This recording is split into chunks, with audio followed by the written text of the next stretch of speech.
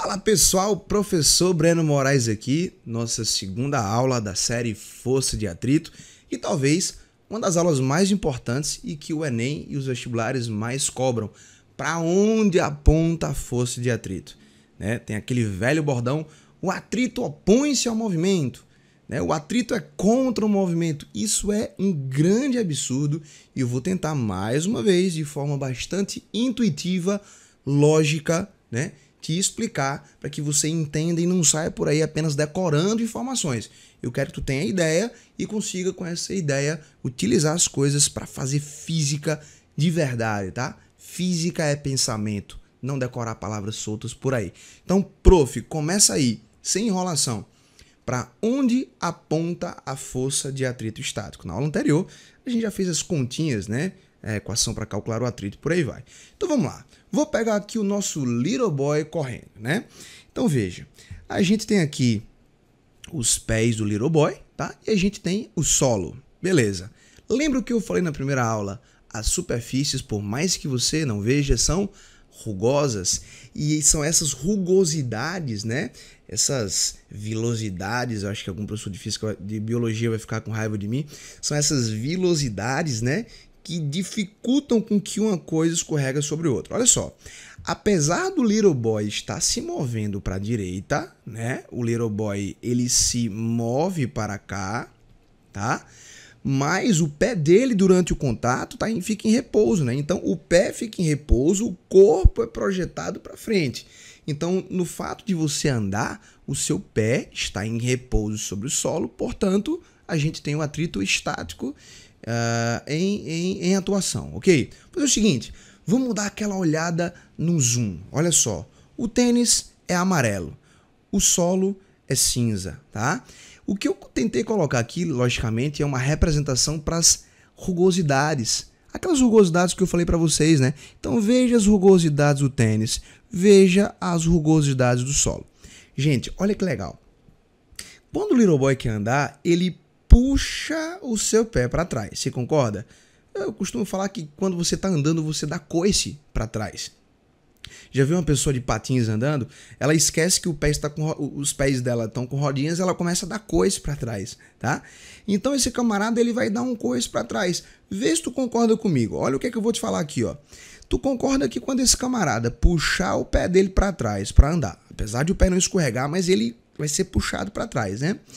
Tu concorda que essa velocidade do tênis vai fazer uma força no chão para trás?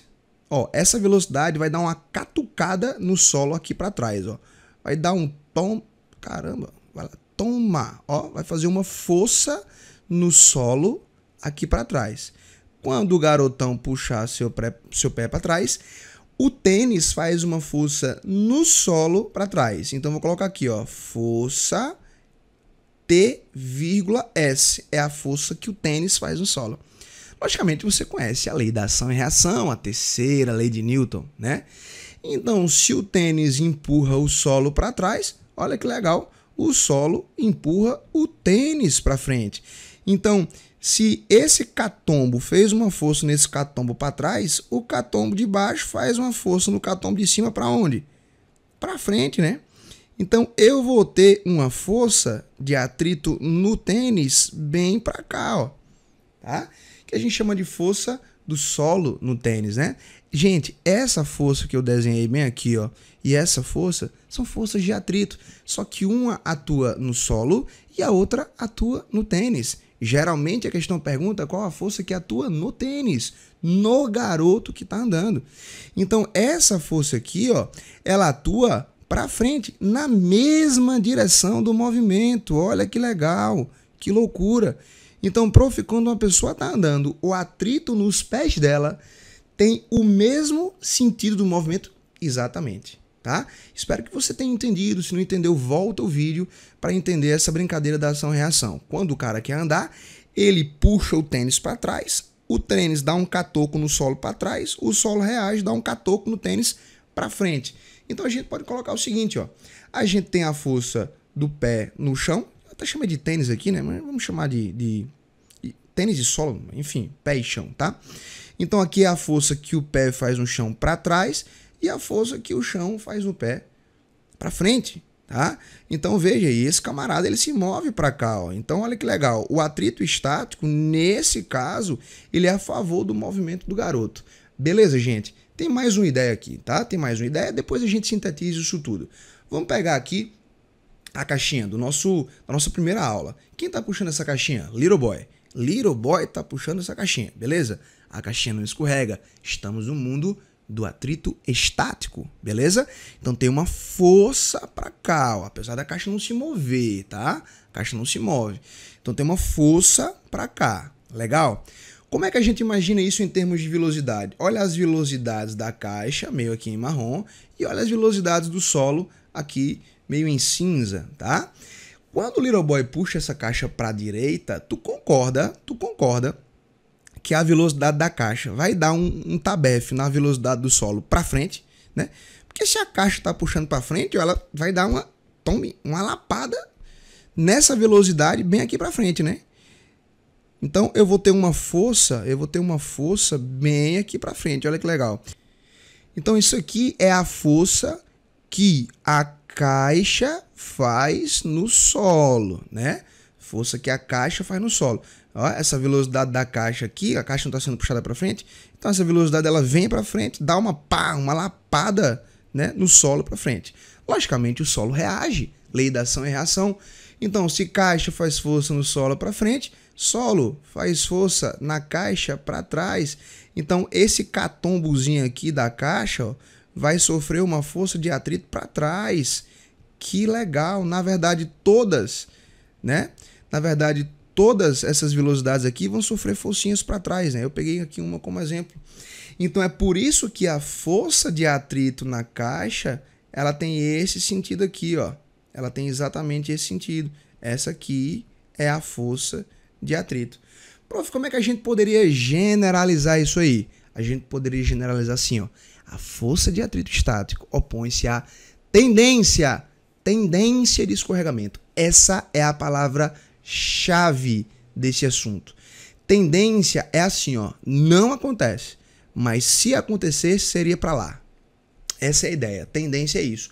Não acontece, mas se acontecesse, seria para lá ou para ali, beleza?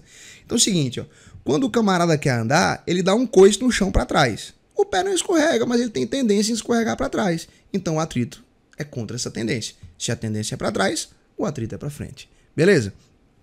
Vamos pegar a caixinha? Pô, o cara puxa a caixa para frente. Ela não escorrega. Já falei que a gente está no mundo do atrito estático. Então, a caixa é puxada para frente, ela não escorrega. Mas se ela escorregasse, ela escorregaria para onde? Para frente, né? Então, a tendência em a caixa escorregar é para frente. Se a tendência de escorregamento é para frente, o atrito é para trás, né? Então, o atrito opõe-se à tendência de escorregamento. O atrito estático, beleza? Quer ver uma situação legal? Essa é a situação que se o camarada consegue resolver, o cara tá afiado no sentido do atrito, tá? É o famoso problema, eu adoro falar isso em sala de aula, tá? É o famoso problema da caixa e o caminhão, beleza? Eu vou ter 3 coisas para falar com vocês aqui, 3 situações. Então olha que legal. Eu tenho um caminhão numa caixa numa rua perfeitamente horizontal, tá? Despreze lombadas, então movimento perfeitamente horizontal, beleza? Eu tenho uma caixa emisão em cima da caçamba desse caminhão com atrito, lógico, beleza? Primeira situação é o seguinte, o caminhão move-se para a direita com velocidade constante, meu Deus, isso é muito legal, velocidade constante, e aí eu te pergunto, a caixa e o caminhão estão se movendo para lá, ó. O caminhão se move para cá e a caixa se move para lá também, né? A caixa se move para a direita, né? E o caminhão para a direita também. Para onde aponta o atrito sobre a caixa? Pensa um pouquinho. Para onde aponta o atrito sobre a caixa? Quer a resposta? Não tem atrito sobre a caixa. Como assim não tem atrito? Mas ela está se movendo para a direita. O que faz ela se mover? É por isso que eu falei que esse negócio é legal. Não tem atrito sobre a caixa porque ela não tem tendência nenhuma em escorregar. A caixa não escorrega sobre o caminhão. Professor, mas o caminhão está se movendo. Vamos lá, deixa eu dar um contra-exemplo para você. Você sabe qual é a velocidade de cruzeiro de um avião? Pega um avião aí voando em linha reta, tá? Um avião comercial. 900 km por hora. Então, quando você está no avião, viajando, né, ele já atingiu a altura máxima, está em movimento retilíneo e uniforme. Você está a 900 km por hora. Você tem tendência em escorregar para algum lugar? Você sente algum desconforto? O avião está andando para frente, você fica sendo propulsionado para trás o tempo inteiro? Não, só quando o avião acelera, né? Então, o MRU, ele é, em todas as hipóteses físicas, análogo a repouso, tá? Se a mulher que serve o lanche lá no avião, né, o avião está em MRU, 900 km por hora. Se ela parar aquela caixinha lá, que tem rodinhas, né, e não tocar nela, aquela caixinha fica parada, mesmo tendo rodinhas. Ela não vai para trás como a galera pensa intuitivamente, porque o avião está em MRU. MRU é análogo a repouso, ninguém tem tendência em ir para canto nenhum, tá? Então, como não há tendência, não há atrito. Então, olha que coisa linda. Então, nesse caso aqui, a força de atrito sobre o caminhão é 0. Sobre a caixa, na verdade, né? Então, deu para sacar isso aí? Vamos lá, tem mais 2 exemplos, olha só. Agora o caminhão move-se para a direita com velocidade crescente. Eita! Então é o seguinte, ó. O caminhão tem uma velocidade para a direita. Como o cara disse que essa velocidade é crescente, é porque o caminhão está acelerando, né? Então, se a velocidade aumenta, é porque a aceleração é no mesmo sentido da velocidade, né? Então, a gente tem uma aceleração aqui para a direita. Galera, e aí aparece aquela parada do referencial não inercial, né? Se você tem um caminhão que acelera para a direita, se você tivesse dentro dele, a tendência era que você seria jogado para onde em relação a ele? Para trás, né? É aquela famosa força não inercial, a força centrífuga, que é uma força que aparece em referenciais acelerados, né? Então, se você está em pé na caçamba desse caminhão e ele acelera para frente, você, em relação a ele, vai ser jogado para trás por uma força misteriosa chamada de força centrífuga, uma força não inercial. Então, olha só, a caixa, ela se move junto com o caminhão, a caixa não escorrega, ela está se movendo junto com o caminhão. Então, o caminhão acelera para a direita, a caixa acelera para a direita. E aí? Para onde que aponta a força de atrito? Olha que legal. Ela não escorrega, mas se ela escorregasse, ela escorregaria para onde? Para trás. Então, a tendência de escorregamento é para trás. Isso aqui é a tendência. Sério, prof? Sério. Ela não escorrega. Se a tendência de escorregamento é para trás, o atrito estático é para onde? Para frente. Olha que legal. Então, o FAT sobre a caixa é mais uma vez no mesmo sentido do movimento. Então a caixa não escorrega, mas se ela escorregasse, ela escorregaria para trás em relação ao caminhão. Então o atrito opõe-se a essa tendência, o atrito é para frente. Na verdade, o atrito é a força resultante sobre a caixa. O que faz a caixa andar, né, junto com o caminhão é o atrito. É exatamente o atrito. Então, nessa situação, a força de atrito, inclusive, é a força resultante. Ela é a responsável por acelerar a caixa. Deu para sacar isso aí? Última situação, a gente para isso aqui, resolve uma questãozinha e prau, né? Caminhão move-se para a direita com velocidade decrescente. Então, move-se para a direita, velocidade para a direita. Só que essa velocidade está diminuindo. É porque tem uma aceleração para trás, né? Movimento retardado, a velocidade vai diminuindo. Então, a aceleração é para trás, ok? Então, essa é a famosa frenagem, né? Isso aqui caracteriza uma frenagem. Muito bem, prof. Isso aqui é uma frenagem. Galera, se isso é uma frenagem, vamos lá. O caminhão pisou no freio, o motorista pisou no freio, a caixa não escorrega, a caixa acompanha o caminhão, beleza? A caixa não escorrega, mas se ela fosse escorregar, ela escorregaria para onde? Numa frenagem. Ela escorregaria para frente. Então, a tendência em escorregamento, a tendência é para frente, né? O atrito opõe-se a essa tendência. Então, a força de atrito sobre o caminhão, sobre a caixa, na verdade, é para trás, tá? Então, o FAT é para trás. E olha que legal, mais uma vez, essa é a força responsável por causar essa desaceleração aqui, ó. Pela segunda lei de Newton, força resultante e a aceleração tem que ter o mesmo sentido, né? Olha que legal. Então, no caso de uma frenagem, a força de atrito opõe-se ao movimento. A caixa anda para frente, né, em relação ao caminhão. A caixa anda para sua direita, na verdade, e a força de atrito é para sua esquerda. Gente, tá claro isso aí? Opor a tendência. Vamos matar essa questão aqui? Se você tem a apostila do curso Física Mais, a apostila do meu curso presencial, questão 6, página 87, uma questão muito legal. Acompanha comigo aqui. Considere a situação esquematizada na figura em que um tijolo está apoiado sobre uma plataforma de madeira plana e horizontal. O conjunto parte do repouso e no instante t0 igual a zero,